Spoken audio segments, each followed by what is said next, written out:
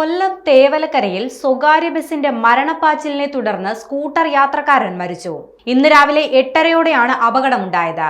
തേവലക്കര പടപ്പനാൽ കല്ലുംപുറത്ത് ജംഗ്ഷനിൽ വെച്ചാണ് അപകടമുണ്ടായത്. തേവലക്കര മുള്ളിക്കാല സ്വദേശിയായ 64-കാരൻ അബ്ദുൾ മുത്തലിഫാണ് മരിച്ചത്. അപകടം നടക്കുന്ന സമയത്ത് 2 പേരാണ് സ്കൂട്ടറിൽ ഉണ്ടായിരുന്നത്. അബ്ദുൾ മുത്തലിഫിനൊപ്പം ഉണ്ടായിരുന്ന രാധാകൃഷ്ണപിള്ള നിസാര പരിക്കുകളോടെ രക്ഷപ്പെട്ടു. നിർമ്മാണ തൊഴിലാളികളാണ് സ്കൂട്ടറിൽ സഞ്ചരിച്ചിരുന്ന 2 പേരും. രാവിലെ ജോലിക്ക് പോയ സമയത്താണ് ചവറ ശാസ്താംകോട്ട പാതയിൽ സർവീസ് നടത്തുന്ന സഫ എന്ന സ്വകാര്യ ബസ് അമിത വേഗത്തിലെത്തി സ്കൂട്ടറിൽ ഇടിക്കുന്നത്. അമിത വേഗത്തിൽ മറികടക്കുന്നതിനിടെ ബസ് സ്കൂട്ടറിൽ തട്ടുകയായിരുന്നു. ബസ്സിനടിയിലേക്ക് തെറിച്ചു വീണ അബ്ദുൾ മുത്തലിഫിന്റെ ദേഹത്തേക്ക് പിൻചക്രം കയറി ഇറങ്ങി. 7 മിനിറ്റോളം റോഡിൽ കിടന്ന ഇദ്ദേഹത്തെ ആശുപത്രിയിൽ എത്തിച്ചെങ്കിലും ജീവൻ രക്ഷിക്കാൻ സാധിച്ചില്ല.